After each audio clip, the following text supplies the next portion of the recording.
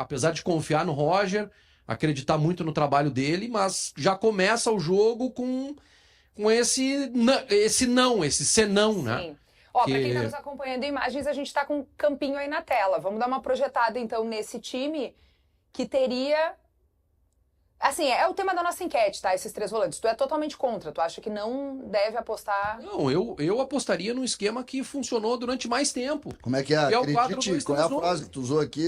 Se apoia no modelo. Se apoia no modelo. Que é a frase do Roger. Do Roger, eu sei. A frase é do Roger. Tá, que é o modelo 4-2-3-1, com o Tabata aberto pelo lado direito. Eu acho que vai ser 4-2-3-1 também, se for... Tu acha que não pode ser 3-5-2? Então, é isso aí. Ou pode ser o 4... É que ele jogou com esse time, com os 3 volantes juntos 2 vezes. Contra o Atlético Nacional foi o mesmo 4-2-3-1 com o Bruno Henrique aberto na direita. E contra o Corinthians foi o Fernando na linha de 5, né, como zagueiro, no começo do jogo, com o Bruno Henrique e Thiago Maia à frente. E o Wesley fechava. Era um 5-3-2 sem a bola, porque o Wesley fechava junto com o Thiago Maia e o Bruno Henrique e deixava o Alan Patrick e o Valência adiantados. É que nesse jogo em específico, Munari, tô enchendo a minha garrafinha de água aqui. O lado forte dos caras do Nacional é o lado direito de ataque. Isto. Então, o que ele vai fazer? Óbvio que ele não vai posicionar o Bruno Henrique lá. O Bruno Henrique fica por dentro e o que eu imagino? Ele vai colocar o Thiago Maia para fechar espaço. Não é isso? Ou ele vai num 3-5-2, protege a linha defensiva, um 5-3-2, ou melhor, 5-4-1, né? Para marcar. E era isso. E especula no contra-ataque, solta os alas na hora que tiver a bola. E vamos ver o que acontece, mas eu não gosto. Eu acho que... É uma tentativa que ele tá fazendo que não deu certo. Talvez ele tenha. Não, a amostragem é muito pequena. Vamos repetir isso. Eu confio no Roger. O Roger conhece futebol, ele tá estudando o adversário. Agora, eu confio nele, mas que ele errou nos últimos 2 jogos, ele errou. Tem uma diferença pro Nacional, que é o seguinte: o Nacional que reage na Libertadores, ele reage fora de casa com um sistema que só foi usado nos 2 jogos. Contra o Inter no Beira-Rio e contra o Bahia em Salvador, esse 5-4-1 que tem só o Nico Lopes na frente. Tu não acha que ele pode jogar? Eu tô olhando a escalação ali que tá na TV. Tu não acha que ele pode jogar com 3 zagueiros efetivamente? Quem? O Inter. Não, eu acho que sim, mas aí que tá. É que eu tava falando sobre o Nacional porque Acabei é o seguinte... de perguntar isso pra ele. Tu tava onde? Eu tava falando com o Schenck aqui sobre a lista. O Nacional... É verdade. O Nacional... É que eu acho que ele pode jogar com 3 zagueiros, tá? Ele pode jogar com 3 zagueiros exatamente pela forma como o Nacional joga. E ele... Que é uma técnica que se usa muito, que eu acho muito interessante. O Filipão falava muito sobre isso e falou sobre isso, deu uma aula sobre isso quando ele ganhou o Campeonato Mundial de 2002. Quando tu espelha um time, espelhou, 11 contra 11, espelha. Quem ganha? A individualidade. Mas o Nacional é 3-5-2? Sim, um 5-4-1, mas tu vai espelhar como? Grande parte. Não, eu tô dizendo assim, estica o Aguirre mais lá na frente para a saída da linha de 5 joga no meio campo 2 caras que vão marcar melhor, bota o Alan Patrick claramente em cima de um dos volantes do Nacional e vai jogar em cima da individualidade. Eu acho que o Roger vai fazer isso hoje. Tá, mas o Roger vai espelhar a forma de jogar, avançando o Fernando ou jogando com 3-5-2 bem típico. Tá, mas como é que seriam os duelos? Porque se o Aguirre vai bater... O Aguirre vai bater um ponta deles. Não, quem vai bater com... Não é o Aguirre. Quem vai bater com quem vai marcar o Recobo ponta?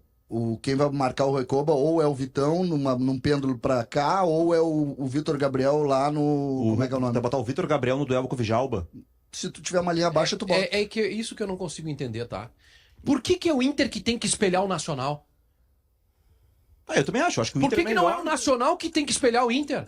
Essa é uma discordância que eu tenho, se cara. Se o Nacional espelhar o Inter perde. Porque o Inter tem melhores jogadores que o Nacional. A lógica do Filipão é o seguinte: eu não sei bem como enfrentar aquele time ali. Eu vou espelhar aquele time, eu vou fazer exatamente o que eles fazem. Porque na individualidade eu ganho o jogo. Mas o Filipão não falou isso pra 3 zagueiros, porque ninguém que o Brasil pegou na Copa jogava com 3 zagueiros. A Alemanha não jogava com 3 zagueiros, a Inglaterra não jogava com 3 zagueiros, a Turquia não jogava com 3 zagueiros. Não, eu não consigo entender essa de preparar o time. Quer dizer, eu consigo entender. É estudo. Os caras estudam. E aí, às vezes, eles esquecem de armar o time deles pra jogar. É isso que o Inter fez nos últimos 2 jogos. Estudou o Corinthians, vamos jogar com 3 zagueiros. Estudou o Atlético Nacional de Medellín, vamos jogar com o Bruno Henrique pra parar os caras. Sim, e aí quando tiver a bola, a gente faz o quê?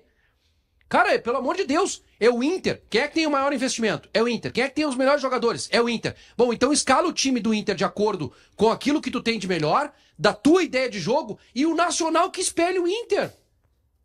Então, é que eu acho que o Roger tá apostando, tentando pensar a cabeça do Roger, né? Que eu tava falando sobre o Nacional antes. O Nacional no Campeonato Uruguai ele não joga com 3 zagueiros. O Nacional no Campeonato Uruguai sai um zagueiro desse sistema de hoje e entra um atacante. Teve um jogo, por exemplo, jogou o Eraso. A mudança foi sair um zagueiro e entrar um centroavante. E aí muda para um 4-2-3-1, que é um 4-4-1-1, com o Nico Lopes e o centroavante.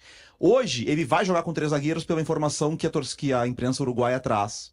Só que é um jogo em casa com 35 mil pessoas. O Nacional não vai ter, dentro de casa, a postura que teve contra a Inter e contra o Bahia de ficar atrás, baixo e contra-atacar. Vai ter que sair pro jogo. Tu viu Nacional e Bahia no Uruguai? Sim, mas é que ali era a estreia do... Ali foi 3 zagueiros, só que foi diferente. Não era esse 5-4-1. Era um 3-4-2-1. Jogou o Otero. Era o time que não é o time de agora. A gente viu lá no Gaúcho. Isso, mas não era o time de agora. Por cima, assim... Eles não tinha o Vijal, gostou, pressionaram. Né? Mas tu não gostou, né? Não, Tá, pressionaram. Esse jogo foi 3x1 pro Nacional? Não, o jogo 1x0. 1x0 pro Bahia. Mas ali, é que ali não era esse 5-4-1 de agora, era um 3-4-2-1, que era o esquema do interino. É a estreia do treinador, do Peirano. O Peirano só repete. Eles pressionaram no fim, mas meio desorganizados, assim. O Bahia fez um gol no segundo tempo com o Pulga, né? Com o Eric Pulga. E conseguiu se defender bem, apesar de que o goleiro do Bahia fez algumas defesas. Esse é outro Nacional em relação àquele. Eu acho que a aposta que o Roger tá fazendo é em causar um desconforto para esse time do Nacional. Ele tá apostando em esperar o Nacional, obrigar o Nacional a jogar, e o Nacional com esse time aí nunca fez isso. Vai ser a primeira vez. E aí ele tá apostando em ter um contra-ataque com o Wesley, em ter uma bola do Alan Patrick para daqui a pouco numa profundidade. Eu acho que é isso. Tirar os caras do conforto. Os caras não estão acostumados a jogar com posse de bola, jogar no campo de ataque. Vamos chamar eles para cá. Pode ser, só que é um risco. Eles têm boa. O time deles não é um time criativo com a bola. Mas se tu cedes terrenos, tu acaba gerando faltas, escanteios. O time deles é bom na bola parada. O Inter tem sofrido na bola aérea. É um risco, mas eu acho que pensando na cabeça do Roger, eu acho que a estratégia dele é essa. Muito bem. Gente, alguns comentários que estão chegando por aqui, tá? Cacaio Almeida. Tem que se impor em qualquer lugar. Daniel Cassol, se conseguir um empate, será um milagre. Ederson Werner, vai morrer abraçado com essa escalação de novo. Não tá funcionando. Eduardo Fernandes, Luca e Thiago Maia, não tem como. Lennon de Oliveira Nunes, Aguirre não existe. Rafael Rosa, Vaguinha, atacante alemão encerrando contrato em junho no futebol espanhol. O que acha do retorno? Eu assino embaixo já. Ah, não. Um abraço pro alemão, que ele continue por lá. Todo sucesso do mundo pra ele, mas... não dá, né?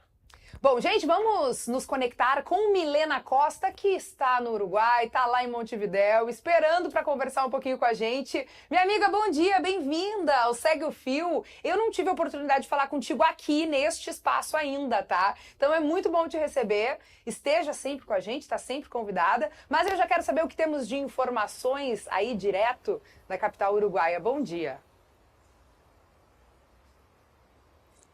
Oi, Kelly! Para todo mundo, hoje bancada completa, que honra estar aqui no Segue o Fio com vocês, meus amigos. E direto de Montevidéu, nada mais, nada menos do que isso. Para localizar todo mundo, eu tô aqui na Praça da Independência, uma praça muito importante aqui no Uruguai. E eu aproveito para dizer para vocês que a gente vai andando aqui pelas ruas, a gente chegou de terça para quarta-feira. Ontem, quarta-feira, foi aquele dia pré-jogo, né? Que a gente entendeu um pouco mais do clima da cidade. Mas a gente vai andando pelas ruas e dá até para dizer, assim, que a gente meio que reconhece Porto Alegre em alguns momentos, tá? Rossano Alves, nosso cinegrafista, que tá aqui comigo em Montevidéu, vai mostrar para vocês simplesmente uma cuia gigante. Essa proximidade que a gente tem com os uruguaios aparece também em esculturas aqui, tá? O pessoal vai levando seu matezinho, sei que todo mundo é adepto aí na nossa redação, também no nosso estúdio.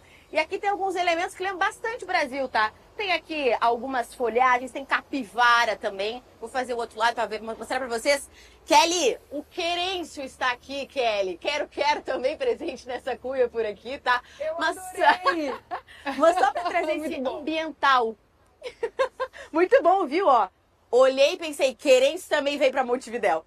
Mas só para trazer esse ambiental para vocês, porque ontem, né, na terça-feira, na verdade, o ex-presidente Pepe Mujica faleceu aos 89 anos, ele que é uma figura importantíssima aqui no Uruguai, também mundialmente falando. E aí, com isso, a cidade ontem, na quarta-feira, viveu o seu primeiro dia de luto. Aqui em Montevidéu decretou 3 dias de luto, então a gente viu muitas ruas fechadas por aqui, inclusive o trânsito. A gente teve que fazer algumas rotas alternativas para poder chegar em alguns lugares.